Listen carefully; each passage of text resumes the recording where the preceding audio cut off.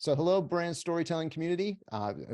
Awesome to be here with Jeff Rosenblum from Questus, founder of Questus or co-founder of Questus, and best-selling author, documentary filmmaker, and really a thought leader in the brand storytelling space and in the agency space. So Jeff, thanks for joining our community and talking about story and purpose and kind of, how you all approach, how Questus approaches a lot of these things with clients.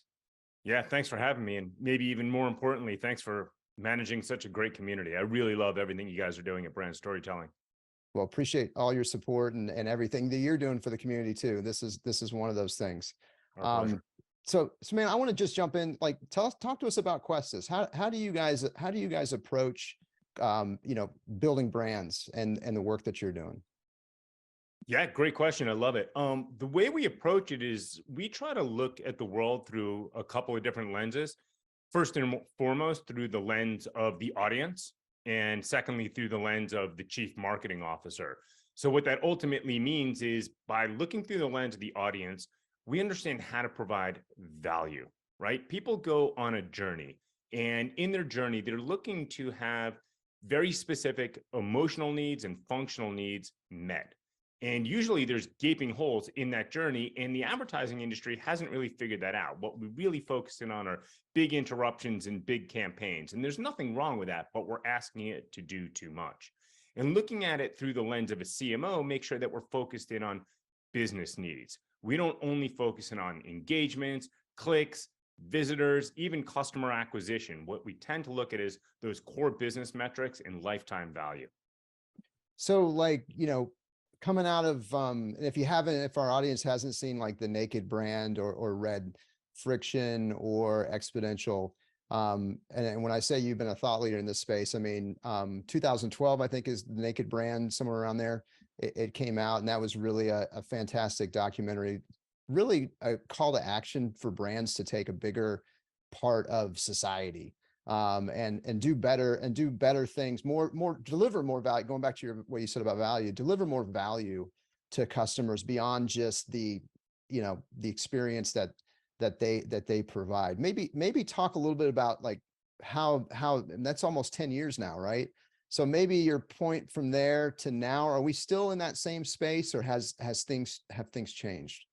Yeah, it's a great question. And the honest answer is everything that we've ever created, whether it's the Naked brand, Friction, Exponential, all of our articles and presentations, we're honestly saying the same thing over and over and over again in slightly different updated tweaks. In the theme of the Naked brand, the reason it's called Naked is because brands are transparent. We're no longer going to get by sort of telling this BS story, right? And that's always been core to advertising. How do we entertain people? How do we interrupt people? How do we tell an exaggerated or a frivolous message?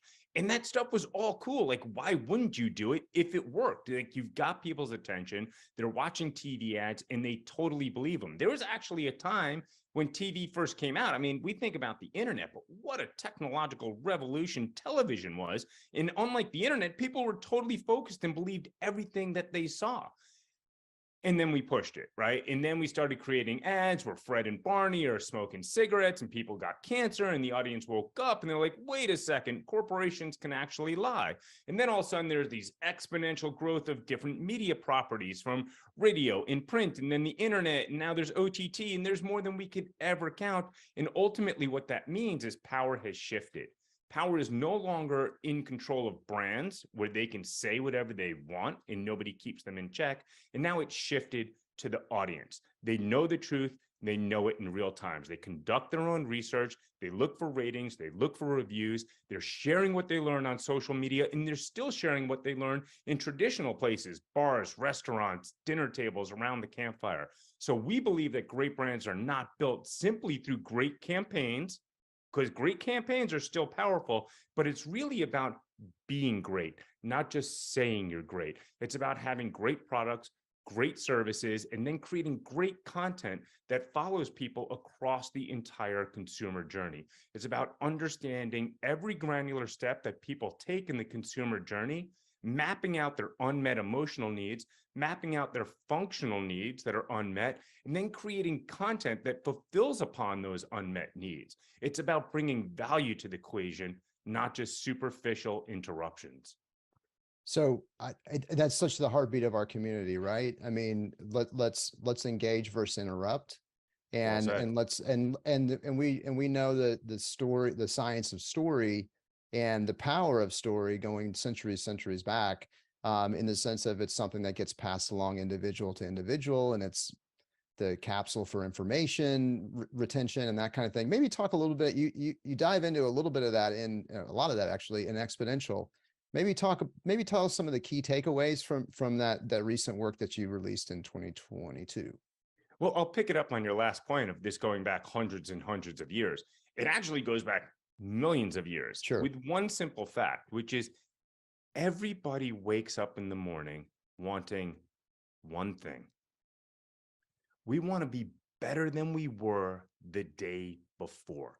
It's at the heart of the human experience. It's what drives capitalism. So when brands seek to empower people, when brands improve people's lives, one small step at a time, they're drafting off of literally millions of years of evolution. And that's the future of advertising, not just the next 10 years, but in perpetuity. Doesn't matter what technologies emerge, it's always going to be about providing value and improving people's lives one small step at a time. Yeah, I mean that makes total sense. So how do you guys approach that? I mean, how does Questus approach a brand story? And I mean, and I guess, foreshadowing, I want to talk about the journey, and how you all think about, what you guys call the modern journey, and really get your ideas around that. But really, how do you identify that story when you're focused on audience and you're focused on brand and those things are overlapping? Yeah, it really comes down to data and creativity fueled by culture. And what I mean by that is we're living at a time of unprecedented data. Your audience already knows that. The question is, how well can you leverage it? And what we're always looking for is not really data, and certainly not big data. We're more looking for small data or a key insight. So we're going to tear through literally hundreds, if not thousands of data points on our way to trying to figure out what we call the indisputable truth. And usually that comes down to like one key data point, one key finding. And obviously it's reinforced by a lot of data points and you're playing off a key theme.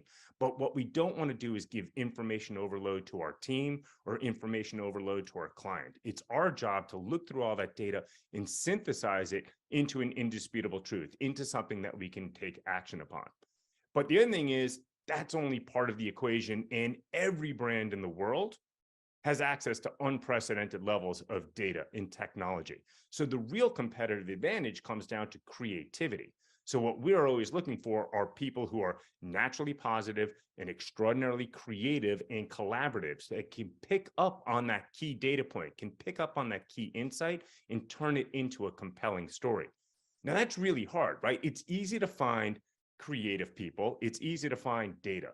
Find people that can collaborate and turn it into something actionable and positive. That's the really challenging part. And that's the heartbeat of great agencies and great brands. And the way that you do it is fueling it by culture. And that is something that we've been on this journey for about 22 years now. And if there's anything we've gotten really good at and that we really focus in on, is building that great culture, because advertising is way too complex now to get by without collaboration. In the good old days, right? Think about this. 70 years ago, 100 years ago, maybe even 40 years ago, you could get by probably with one super creative genius that could come up with a great advertising idea. Think about Mad Men, right? Don Draper. He was able to come up with a great idea. And then, of course, other people help execute, but it's one great idea. But it's so complex right now because advertising isn't a 30-second interruption that sits on one screen. It follows you across the entire journey. So you need everything from video to static, storytelling, copywriting, technology, project management. It sits on your website, your CRM, your retail. All of that is so complex. It takes dozens and dozens of people to execute, and collaboration is what creates those synergies. It brings it all to fruition. So at the end of the day, we talk about data and we talk about creativity, but culture is what manifests it. Culture is what makes it all realistic. So I want to dive into culture a little bit, because I think you said something that I think I'd love to get a little bit more from you on. Naturally positive You just kind of said that, and I would love for you to tell me, what does that mean? And like, and what would be a signal of for you as someone interviewing somebody or somebody on your team where you identify that characteristic in someone else? Oh man, it's so funny you picked up on that. Let me tell you the long version of this story, right? And I think a lot of folks love to talk about, particularly in the agency world, all the great things they've done. I actually love to talk about all the mistakes we've made. I'm at a point in my career where I love to share those lessons. I know where the potholes are. I've stepped in all of them. I've stepped in them twice, and I like to tell people where they are so they don't have to do that. But the longer version of it is we had this idea, right, about empowering people and following the customer journey and thinking that digital is not just another place to put 30-second spots and interruptions. And we were kind of ahead of the curve. And then people woke up and like, holy shit, that's a great idea. So the whole world started moving in this way. Your colleagues had a team called iMedia, a conference called iMedia. And we became Agency of the Year award winners. We're a tiny little agency. We didn't even know how to fill out the paperwork correctly. We went up right against the big boys, BBDO, Ogilvy. We win Agency of the Year. The next year, they run the contest again. We fill out the right category. We're the 2-year Agency of the Year winners. We couldn't be more psyched. Obviously, the phone starts ringing off the hook. And that's when it all starts coming to an absolute crash, because I've got this very short attention span. I barely graduated high school. I barely graduated college. It's a kind of fun origin story when you get into it. But the truth of the matter is, I didn't know what the fuck I was doing. And I always knew culture was important. And the team would come up to me at various times and be like, hey, dude, culture's kind of broken, man. People are stressed out right now. I'd be like, oh shit, we got to do something about that, right? And it was always very important to me to have great culture, but I didn't know what it meant. So I was like, all right, let's crank up the music. Music's louder. Let's go out drinking. We go to the Russian Samovar in New York City and everybody gets blind drunk and they're hugging at the end of the night. And this place is awesome. And then the next day, everybody's hungover and we're getting like Egg McMuffins and everybody's stoked. And then 4 days later, someone comes up to me like, hey man, we're having some trouble with the culture. I'm like, what do you mean, dude? We got the music loud. We just went out drinking. The culture's great. It took me a while to figure this one out, but ultimately what happened is, because I didn't know what I was doing and we won Agency of the Year, we grew too fast.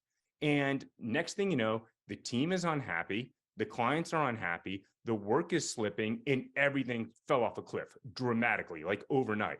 I'm sitting on the subway platform in New York City, crazy place, right? It's the most public place in the world, but the most anonymous place in the world. There's thousands of people. I don't know any of them. Finally, I drop. I got my hands on my knees and I am uncontrollably crying because I really cared about the agency. I really cared about the team. I was screwing it up. The clients weren't happy. Everything was falling apart. And it was the most important part of my entire career, because pain is such a powerful educator. And I didn't want to be there at all. No sane human being would want to be. And I turned to my business partner, Jordan. We're like, dude, what makes us happy? Because that's where we got to get back to. Money is irrelevant. Business is irrelevant. We got to get back to our own personal happiness. And that's where that came about, Stephen, which is we broke it down and we got there really quickly.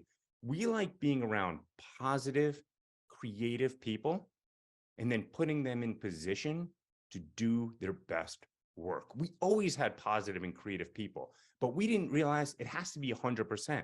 Sometimes we had really smart people, but we can't offset whatever their mother and father did to them growing up that makes them negative. We can't fix that.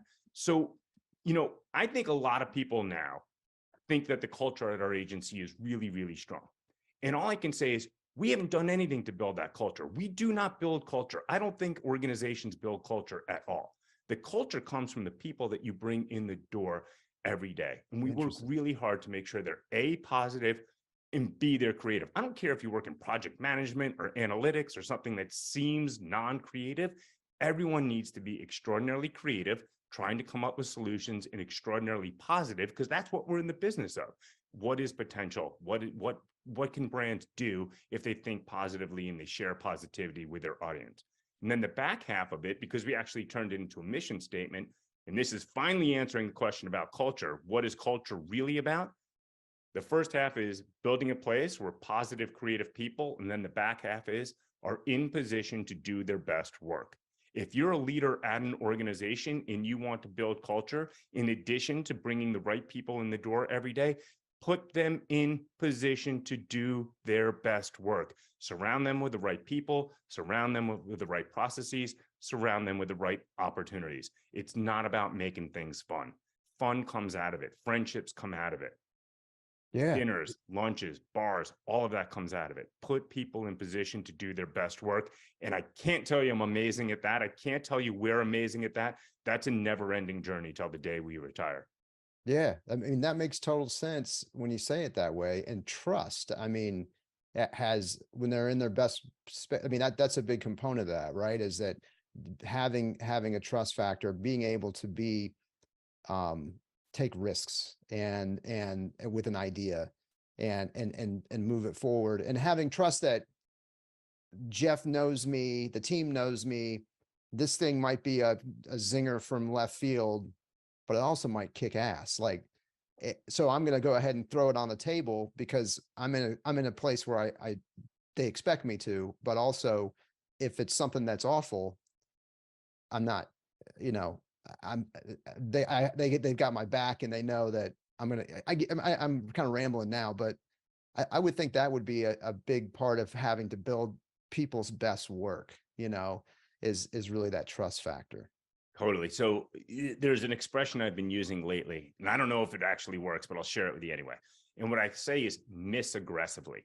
And it came around, we brought a woman onto our team a couple of years ago. Her name is Nicole, and you've probably met her, and she's absolutely amazing. And she played NCAA tennis. And when I was a kid, I played tennis, and I was never good and certainly nowhere close to NCAA. But what I realized is I missed ballpark 30% of the shots. And a lot of the times I would play down to the competition and I would ham and egg it. Like if they didn't hit the ball hard, I didn't hit the ball hard. And I missed 30% of the shots. Eventually I realized if I just swung hard, I would miss the same percentage, but at least the shots that went in were good. And I probably even increased the percentage. So I started teaching myself as a tennis player, miss aggressively. There's no need for ham and egging. Like tee off every single shot that you can. And that's what we try to preach internally is miss aggressively. Like we're going to push this. Brands, because we're an agency, brands have an infinite number of opportunities to find great creative or great strategy. And increasingly, they can do it in-house.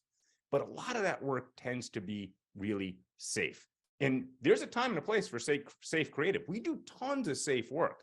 But at the brand level and at the strategic level, you also have to push things because the human brain is a cognitive spam filter. It is exposed to 11 million bits of information every single second. So if your listeners pause and they just pay attention to the seat they're sitting in, they can feel it on their legs. If they listen, they might hear their air conditioning or their heater, a car in the background. The human brain filters all of that out so it can focus in on the task at hand. Of the 11 million bits of information that it is exposed to every second, it only consciously processes 50 out of 11 million. What do we do as an industry? We try to enter that conscious stream. And we've all seen the data. I think it comes from Yankelovic, which is we expose people to a branded message 5,000 times per day. We actually looked at that. We did an ethnographic study over at Questus. And what we found is people are exposed to a branded message every 2.7 seconds that they're awake. Wow. In the cognitive spam filter that we have just ignores all of that. Think about the one time of the year, like the Super Bowl, where we're actually paying attention to the ads and now try to remember one that you actually saw despite the millions and millions and millions of dollars invested. So what do you need to do? You need to be extraordinarily bold to stand out from all that, yet extraordinarily strategic so it's not a superficial or a frivolous message. That's really hard. So how do you do it? You have to be able and willing and preach this notion of miss aggressively. Because if you're not missing aggressively and you're ham and egging it, ultimately you're going to create what I call an invisible ad. And there's nothing worse than an invisible ad because everybody thinks they're good and the client is paying for it and the brands are paying for it and the media property is running it and nobody consciously sees it. Yeah. Going, cognizant of time here, I want to make sure we hit on a couple things for our community, and playing off of what you just said, finding those authentic stories. How do you guys do that? I mean, going back to like Super 8 was one of the ones that you talked about at Elevate. And so how does your team siphon through the insight to find the story that has legs that can go across that modern journey? Yeah, the story finding, I mean, that's the alchemy, man. That's the magic. And really, it's fueled by culture once again. And what that means is we have a team, and lots of agencies have this, where they've got people who are in it, who absolutely love this industry. So they're always thinking about it, and they're always looking for cool stories. And where I think I'm pretty good is helping figure out what is the key insight, right? What is the data telling us? What is that indisputable truth? But it's the creative team. These people are so goddamn gifted. It's ridiculous, who can see that data point and be like, wait a second, I know a story. I know a story in that example about veterans fighting post-traumatic stress disorder. And these are not macro influencers trying to get paid. This is a cool, authentic story in trying to tie that together. And again, that comes down to how do you recruit the right people, and how do you create an environment where they're willing and able to invest that time and share their thoughts? So Jeff, any last words, advice you would have to, our community, our storytellers, right? We have agency people like you, but also publishers and production companies and independent contractors, story editors, all kinds of folks that are really deeply engaged in our deep dive and story. What last words of advice do you have for folks in our community who are trying to find their way in this space? Man, that's a great question. The thing that comes to mind really is enjoy the ride. Like, obviously you can see I've got the gray hair. I've been around for a while, and I realize what a privilege this is. I don't know about your father, but I know my father. He was a lighting fixture salesman. It was the very first job he could possibly get, and he stuck with it, and he learned to love it. And that's how it was for virtually every previous generation. This is one of the first generations where people got to pick the industry that they work in because they were looking for personal fulfillment. And if you work in this industry, it's pretty goddamn spectacular. It's not easy. I've never had an easy day in my career, but I've never, ever been bored. And that's quite a privilege. And I think that's the most important thing I realize as I get older is enjoy the ride, enjoy the industry, enjoy your colleagues, enjoy every single moment of it, because we're pretty gifted and pretty lucky to get to work in brand storytelling. Amen, brother. I'm enjoying the ride here with you today and being a part of this community. So Jeff, thank you so much. I hope you all will check out a lot of his work, Exponential, the Friction book, the Naked Brand. I'm sure I'm forgetting other things, but check out Jeff. And when you're at an event with us, make sure you come up and say hi to Jeff and say hi to me too. Jeff, thanks so much. Thanks, Stephen. I appreciate it. Yeah, man.